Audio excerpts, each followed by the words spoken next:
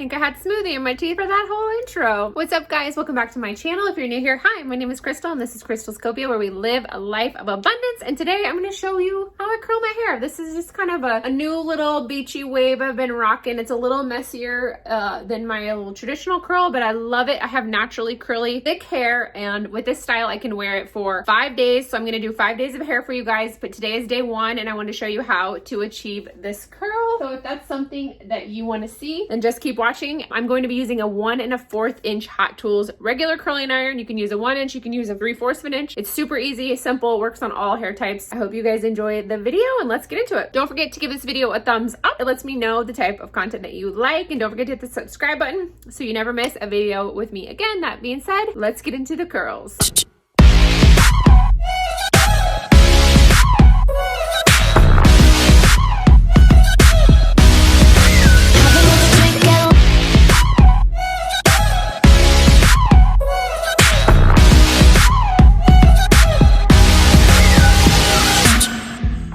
Naturally curly and it's extremely thick and coarse. This is it blown dry. I do like to put a little bit of Kevin Murphy Young Again oil in it, as well as a leave-in conditioner, and then I spray in a little heat protector. I will leave those products linked down below. This is what it looks like blown out with just a flat brush. Nothing crazy, I just do this. Now I'm going to show you guys how I get that curl. I always like to work in sections, especially when I'm curling, and I just use a jaw clip to keep the hair out of the way, but this is how much hair I'm working with. It's about this much worth of section. I'm going to go through and I'm going to spray each section, and this is the Kevin Murphy Session Spray in Flex. It's a very pliable, lightweight hairspray, and also it's going to give it some hold to this style. Now I'm going to take, this is a 1 1/4. I actually like using a 1 inch iron, but my other iron is at the salon right now, so I'm going to show you guys with this one. But I'm going to take these two sections and I'm basically going to break them in half, and I'm going to warm them up with the pad, with the clamp. And the reason I like to do this is because my hair is naturally kind of frizzy, so this will help tame the frizz. So if you have naturally curly, frizzy hair, I prefer to use a clamp on that type of hair versus a wand because it has that smoothing ability. And I'm going to go through and start at the top, and I'm going to roll it over like that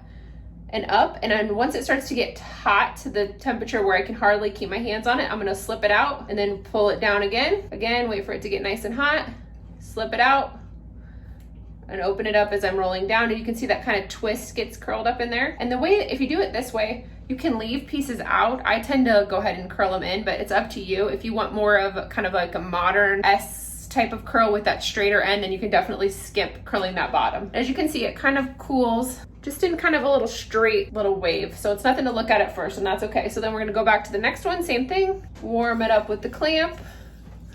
And then I'm gonna go in and twist or pull it in like a normal curl.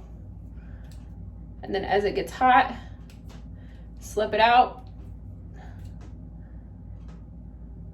And again, you can leave this part out if you want that straighter look. My ends are a little drier, so I do tend to like go ahead and put them in just for a second, but it helps just my ends look a little healthier. So that's why I do it, but it's totally up to you. So that side's done. I'm gonna go over here, same thing, warm it up. And I'm gonna pull it up in that, let it get nice and hot, slip it out, again, slip it out, again.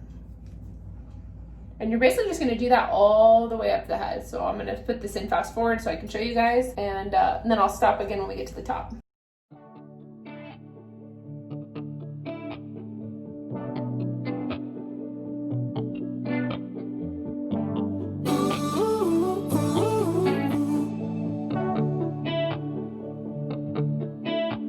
In the club, in the streets, waking up, yeah, always when we meet, something's still missing.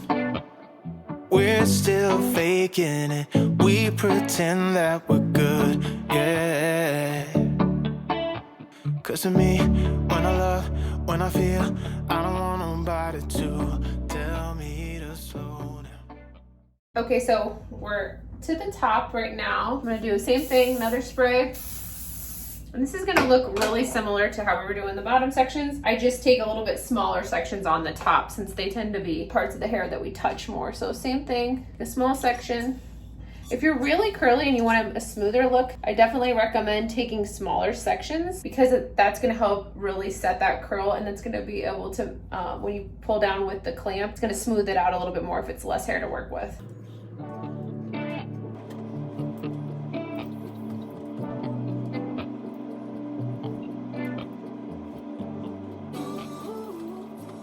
Also too, when you take smaller sections of hair, you don't have to let the curling iron sit as long because it's able to get through the hair easier as well. I'm gonna do one more piece right up here of these little hairs. Now we'll switch over here. Also too, when you're curling your hair, if you hang your head to the side, the straight pieces will fall down and you can see if you missed any. That's a little trick to get the ones you missed.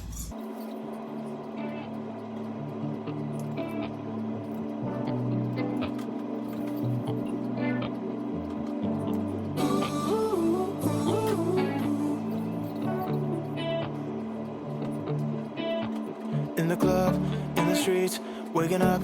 Yeah, always when we meet, something's still missing.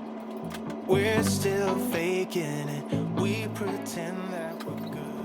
Now for the bangs, I'm just kind of curling those back. I am not leaving the ends out as much because since they're shorter, I don't want this straight piece just zinging back. I want it to kind of just flow into the rest of the hair. And then I do always have these little pieces of hair around my face here that are shorter. So I'm just kind of hitting those with the iron just to smooth them out a little bit. And now I'm checking to see if I have any straight pieces. So one way you can check this is you can turn to the side, and any pieces that fall down longer than the rest of your hair you can pick up and use that as a way to see what you missed. So it's looking good. I'm gonna check the back. The back looks good, I didn't miss any. Okay, so this is a very important part. You're gonna let this cool off a little bit. And I already tell this piece is my bangs. This piece right here always gets a little wavy, especially when it gets humid. So sometimes I'll take this little section out and I'll take it by itself with that curling iron just to get it nice and smooth. There we go. So I can tell that was a lot better. So I'm letting it cool. While it cools, I'm gonna spritz it one more time with hairspray.